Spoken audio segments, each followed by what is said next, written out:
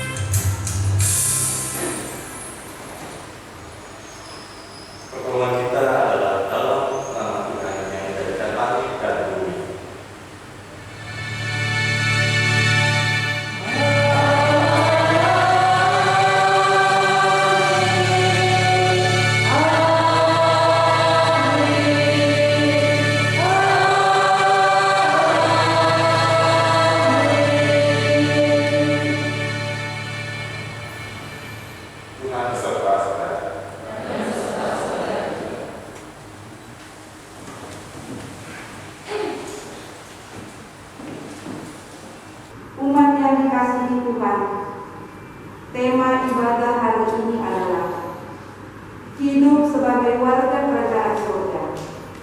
Melalui tema ini, umat diharapkan dapat mengenali prinsip dan nilai sebagai warga kerajaan surga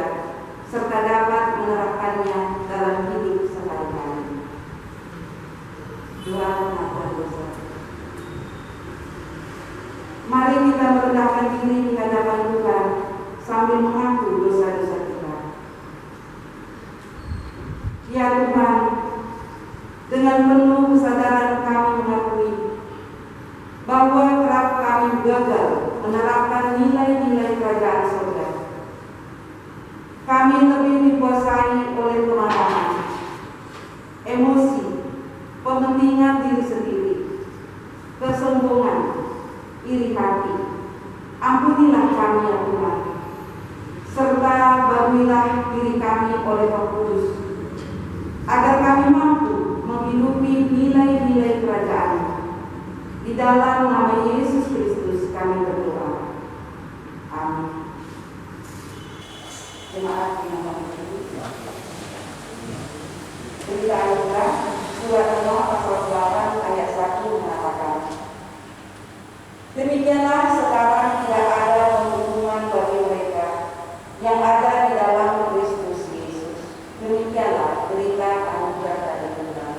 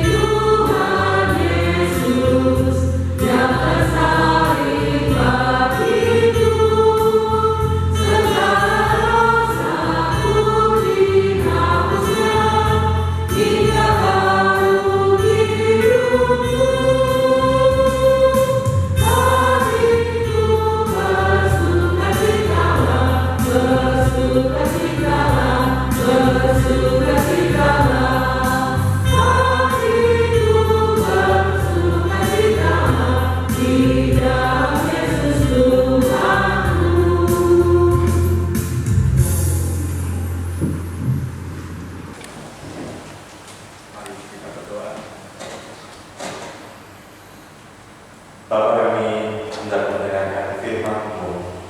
Firman-Mu adalah penuntun dalam kehidupan kami. Dan kiranya Roh Kudus sendiri yang boleh memberikan kami pengertian agar kami dapat menghayati dan juga melakukan apa yang telah kehendaki. Dalam nama Tuhan Yesus Kristus kami berdoa. Amin. Bacaan pertama diambil dari 1 Raja-Raja 3 ayat yang ke-5 sampai 12. 1 Raja-Raja 3 ayat 5 sampai 12.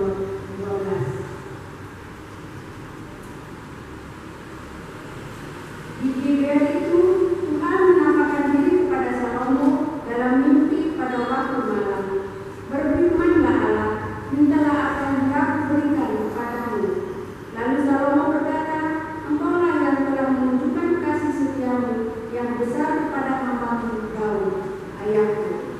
Sebab dia hidup di hadapanmu dengan setia dan benar, dan jujur terhadap engkau. Dan engkau telah menjamin kepadanya kasih setia yang besar itu dengan memberikan kepadanya seorang anak yang belum dikatanya seperti pada hari ini. Maka sekarang ya Tuhan Allahku, engkaulah yang mengangkat hamba-Mu ini menjadi raja menggantikan Daud, ayahku, sekalipun aku masih sangat muda dan belum berpengalaman. Demikianlah hamba-Mu ini berada di tengah-tengah umat-Mu yang Kau pilih, suatu umat yang besar yang tidak terhitung dan tidak terkira banyaknya. Maka berikanlah kepada hamba-Mu ini hati yang paham menimbang perkara untuk menghakimi umat-Mu dengan dapat membedakan antara yang baik dan yang jahat. Sebab siapakah yang sanggup menghakimi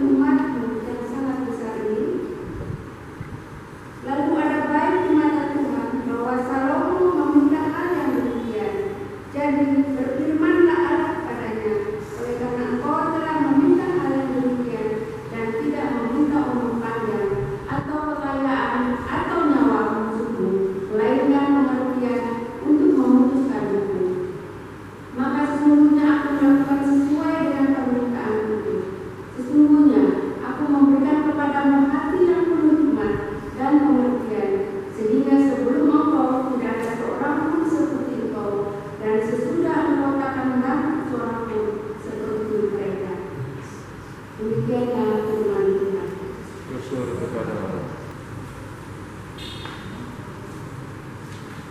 Bacaan Mazmur 119 ayat 129 sampai 136. Peringatan-peringatanmu ajaib, itulah sebabnya jiwaku memegangnya. Bila tersingkat, firman-firman-Mu memberi terang, memberi pengertian kepada orang-orang bodoh.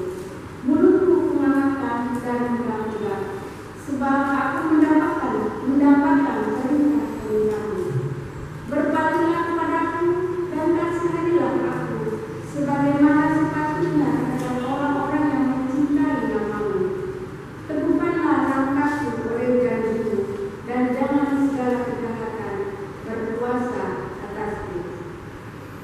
Bebaskanlah aku daripada pemerasan manusia, supaya aku berpegang pada kitab-kitab-Mu.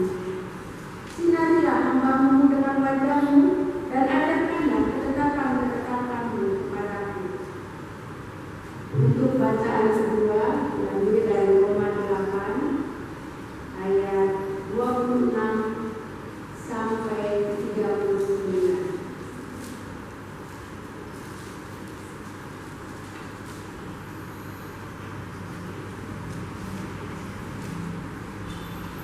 Demikianlah juga Roh membantu kita dalam kelemahan kita, sebab kita tidak tahu bagaimana sebenarnya harus berdoa. Tetapi Roh sendiri berdoa untuk kita kepada Allah dengan keluhan-keluhan yang tidak terucapkan. Dan Allah yang memiliki hati nurani mengetahui maksud Roh itu, yaitu bahwa Ia sesuai dengan kehendak Allah. Berdoa untuk orang-orang kufur, kita tahu sekarang bahwa Allah turut bekerja dalam segala sesuatu untuk mendatangkan kebaikan bagi mereka yang mengasihi Dia, yaitu mereka yang terpanggil sesuai dengan rencana Allah. Sebab semua orang yang dipilihnya dari semula, mereka juga ditentukannya dari semula untuk menjadi serupa dalam gambaran anaknya, supaya anaknya itu menjadi yang sulung di antara banyak saudara. Dan mereka ditentukannya dari semula, mereka itu juga dipanggilnya, dan mereka yang dipanggilnya, mereka itu juga yang membenarkannya, dan mereka yang dibenarkannya, mereka itu juga dimuliakannya. Sebab itu apakah yang akan kita katakan tentang semuanya itu? Jika Allah di pihak kita, siapakah yang akan melawan kita?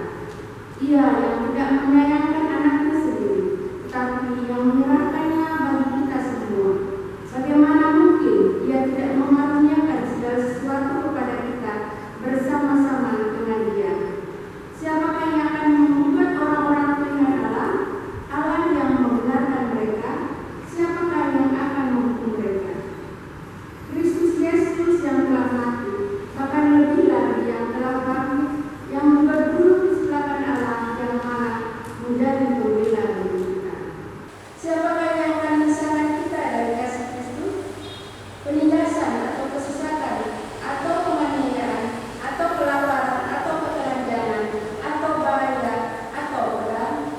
Seperti ada tertulis, oleh karena kami ada dalam bahaya maut sepanjang hari, kami telah dianggap sebagai domba-domba sembelihan. Demikianlah sabda Tuhan.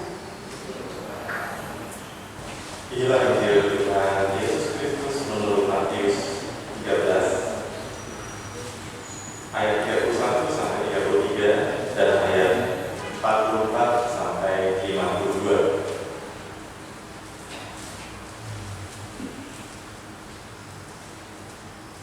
Yesus membentangkan suatu perumpamaan lain lagi kepada mereka. Katanya, hal kerajaan surga itu seumpama biji sesali yang diambil dan ditaburkan orang di ladangnya. Memang biji itu yang paling kecil dari segala jenis benih. Tetapi apabila sudah tumbuh, sesali itu lebih besar daripada sayuran yang lain, bahkan menjadi pohon, sehingga burung-burung di udara datang bersarang pada cabang-cabangnya. Dan ia menceritakan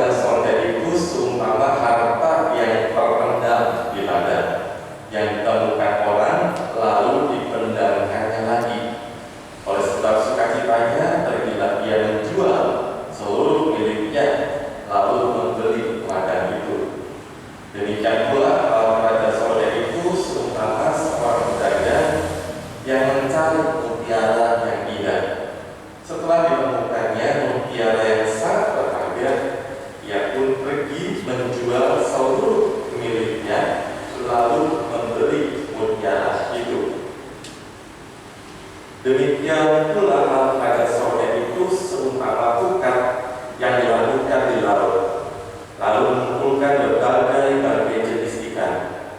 Setelah penuh, bukan itu pun diseret orang ke pantai. Lalu duduklah mereka dan mengumpulkan ikan yang baik ke dalam pasu, dan ikan yang tidak baik mereka buang.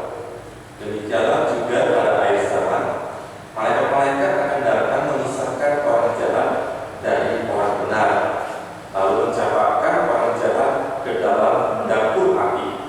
Di sanalah akan terdapat kerapatan dan kerusakan gigi. Mengertikah kamu semuanya itu? Mereka menjawab, ya, kami mengerti. Maka berkatalah Yesus kepada mereka, karena itu setiap ahli Taurat yang menerima pelajaran dari hal kerajaan sorga itu seumpama tuan rumah yang mengeluarkan harta yang baru dan yang lama dari perbendaharanya. Demikianlah Injil Yesus Kristus terkait dalam mereka yang mendengarkan firman Allah dan yang memeliharanya.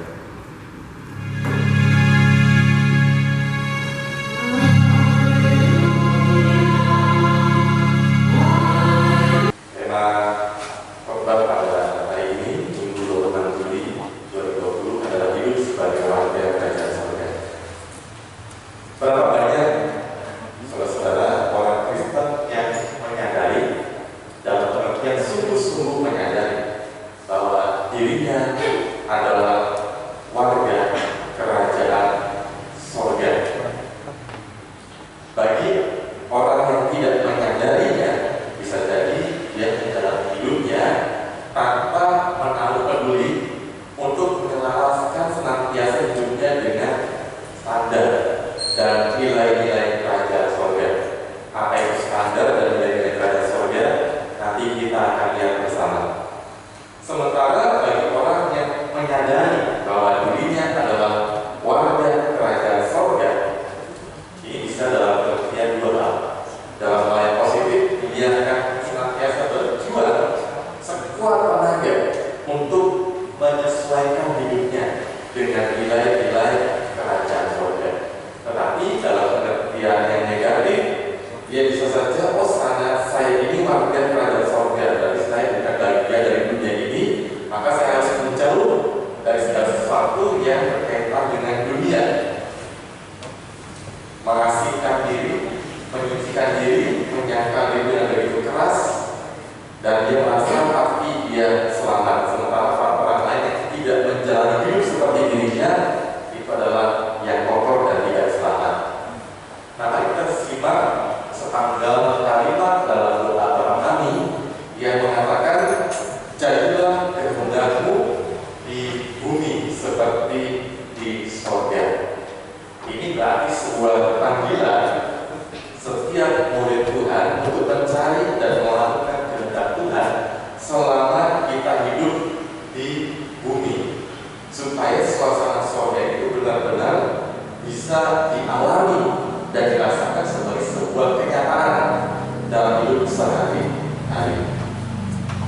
Dalam banyak perumpamaan, Yesus mengajarkan tentang kerajaan sorga kepada banyak orang. Dan kerajaan sorga bukan semata-mata berbicara tentang sebuah keadaan atau suatu tempat yang jauh di masa depan, tetapi sesuatu yang sudah dapat, sudah dinyatakan kepada manusia di dalam diri Yesus Kristus. Kerajaan sorga sendiri dipahami sebagai sebuah suasana di mana Allah memerintah sebagai raja secara penuh di dalam hidup manusia. Jadi pertama-tama bukan bicara soal tempat, tetapi bicara soal suasana di mana Allah kita taati sebagai raja dalam segenap kehidupan kita. Maka manusia perlu mengenali standar hidup dan nilai-nilai yang berlaku di dalamnya. Nah, sekarang kita masuk ke dalam apa saja sih standar dan nilai-nilai yang perlu kita perjuangkan sekuat tenaga dan kita hidupi beberapa perumpamaan yang Tuhan Yesus sampaikan, kita bisa menggali beberapa nilai yang terkandung di dalam kerajaan sorga. Yang pertama, melalui perumpamaan tentang biji sesali, para pengikut Yesus diajak untuk bertekun melakukan pekerjaan Allah dari hal yang kecil dan sederhana sebelum dia berkembang menjadi besar dan luas. Seringkali manusia kerap mengarahkan hatinya pada hal-hal besar dan spektakuler, tetapi dia gagal untuk mengerti bahwa tidak ada sesuatu yang besar terjadi begitu saja, melainkan melalui hal-hal kecil yang kita lakukan secara tulus, sungguh-sungguh dan konsisten dengan kasih yang besar. Contoh semasa hidupnya di tengah-tengah dunia, Tuhan Yesus secara konsisten dia menjadi mentor, pembimbing bagi 12 muridnya. Dia juga konsisten melakukan pelayanan dari desa ke desa, berjalan dari satu kota ke kota lain untuk mengajar dan memberitakan Injil Kerajaan Allah sambil menyembuhkan banyak orang sakit dan kerasukan setan. Dan hal yang dilakukan secara konsisten oleh Tuhan Yesus ternyata membekas begitu dalam di dalam hati murid-muridnya. Dan akhirnya murid-muridnya melanjutkan apa yang Tuhan Yesus kerjakan. Dan sampai dengan hari ini jutaan orang telah menjadi murid Kristus dan meniru apa yang sudah Yesus lakukan.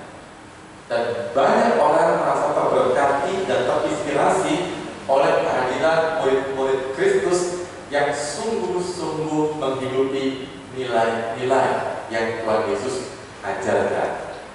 Itu yang pertama, ya, melakukan hal-hal sederhana kecil tetapi dengan konsisten, dengan kasih yang besar untuk Tuhan.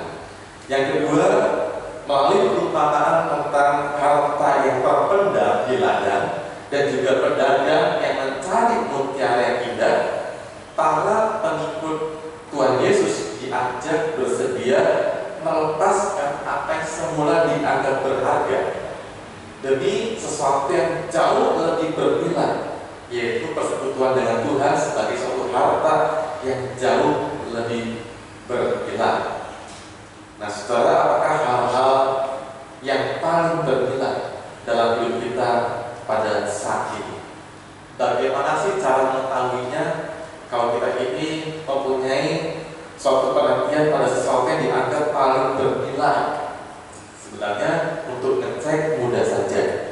Di mana kita menghabiskan waktu, di mana kita menghabiskan uang kita, di mana kita menghabiskan seluruh tenaga dan pikiran kita, disitulah kita akan terlihat ya apa yang penting di dalam hidup kita. Manusia, setiap manusia dari kalangan manapun punya waktu yang sama, 24 jam. 8 jam waktu yang baik, yang sehat ya menurut medis untuk istirahat, tidur 8 jam.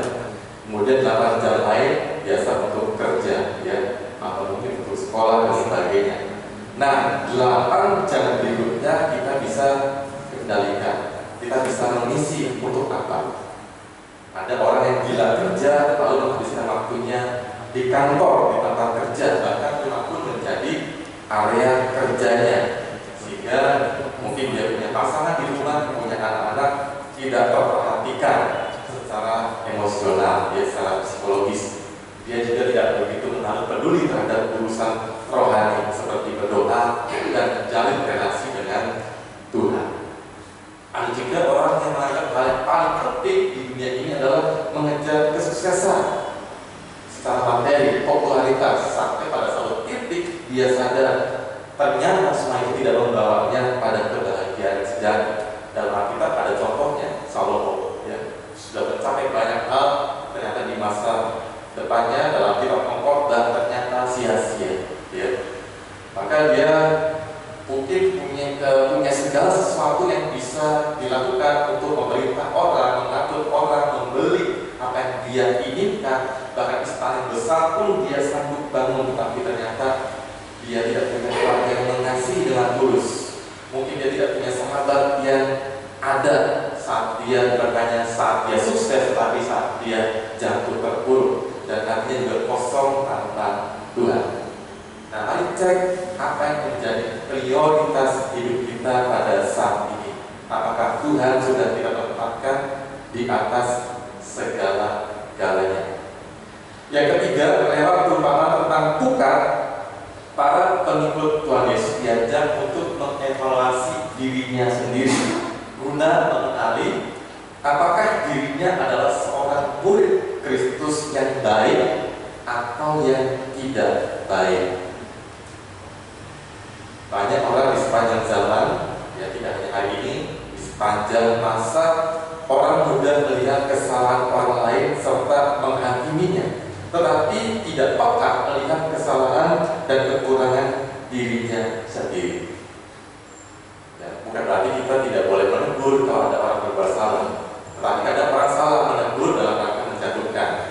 Menegur yang baik dalam rangka mengasihi, membuat dia kembali kepada jalan Tuhan, yang membuat dia dalam hidup relasi yang benar dengan Tuhan dan sesamanya, tetapi bukan menghakimi. Menghakimi bukan urusan kita. Penghakiman adalah urusannya Tuhan. Dan dikatakan di ayat sana, dia akan memisahkan antara orang-orang yang melakukan kebaikan dan kejahatan, lalu akan mengganja seturut dengan perbuatan mereka masing-masing. Ini kira-kira 3 hal yang penting. Maka memelihara kesadaran kita sebagai warga kerajaan sorga itu menjadi penting, manakala dengan kesadaran tadi membuat kita berupaya dengan sekuat tenaga sambil memohon rahmat Tuhan untuk senantiasa menyelaraskan hidup kita dengan kehendak Tuhan dalam setiap aktivitas yang kita lakukan. Oh, nilai kerajaan sorga berarti adalah nilai-nilai tentang cinta kasih, tentang pengampunan. Maka kita harus merelakan, melepas hasrat untuk membalas orang lain demi menghidupi nilai-nilai pengampunan. Kalau kerajaan sorga bicara soal kerendahan hati, ya, soal mengaku diri sebagai orang berdosa. Ada perumpamaan ya, orang yang berdosa dia sungguh-sungguh mengaku berdosa, ada orang yang pongah di hadapan Tuhan. Maka kalau kita mau merendahkan diri, ya, mengaku dosa, mengaku salah, itu dibutuhkan satu sikap kerelaan untuk melepaskan perasaan untuk senantiasa membenarkan diri sendiri. Ya, dan itu butuh perjuangan setiap hari untuk senantiasa menyelaraskan diri kita dengan standar nilai-nilai kerajaan sorga yang kita bisa lihat di dalam diri Tuhan Yesus.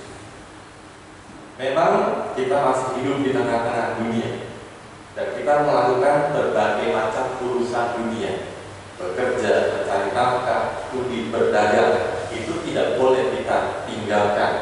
Tetapi dalam melakukan hal-hal tadi, kita tidak melakukannya menurut nilai-nilai duniawi, tipu sana, tipu sini, sogok sana, sogok sini, dan sebagainya. Tetapi bagaimana kita menghidupi prinsip nilai-nilai kerajaan sorga, sehingga justru ketika kita menghidupi nilai-nilai tadi dalam keseharian kita, ya sekalipun penuh perjuangan dimanapun kita ada, maka suasana sorga, suasana damai, di mana Allah memerintah dalam hidup kita, akan sungguh-sungguh dirasakan oleh orang-orang di sekitar kita. Amin.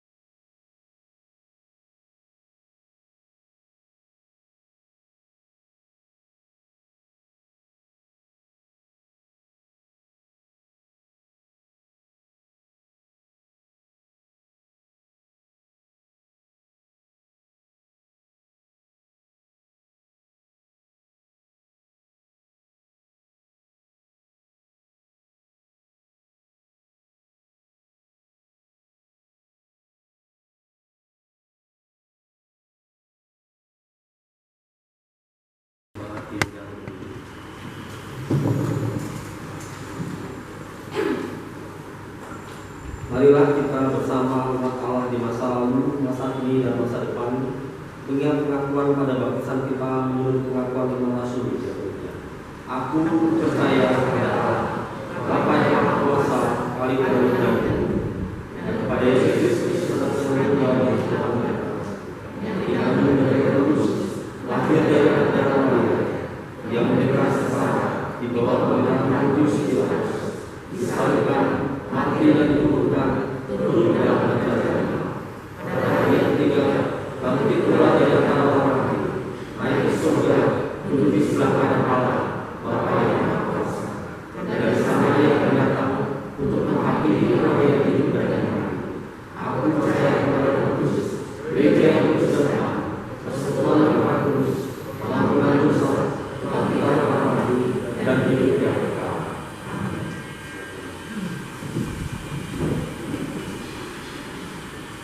Mari kita berdoa serta. Kami bersyukur ya Tuhan, kami sudah dipindahkan dari maut menuju suatu hidup, yaitu sebagai anak-anak Allah. Dan kiranya setiap hari Roh Kudus tolong kami terus senantiasa menyadarkan kami bahwa kami adalah warga kerajaan sorga yang berupaya untuk melaraskan hidup dengan nilai-nilai yang terkandung dalamnya. Dan kiranya setiap aktivitas yang kami lakukan boleh menjadi berkat bagi sesama kami. Kami berdoa bagi segenap kehidupan berjemaat di GKI Indramayu maupun di pos jemaat Kosara dan bakal jemaat Keretan.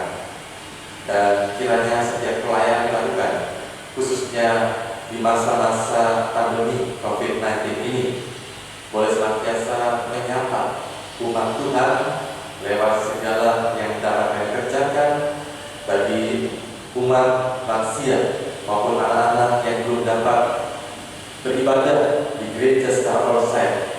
Mereka dapat disapa lewat pelayanan secara online di rumah mereka masing-masing bersama-sama dengan anggota keluarga mereka.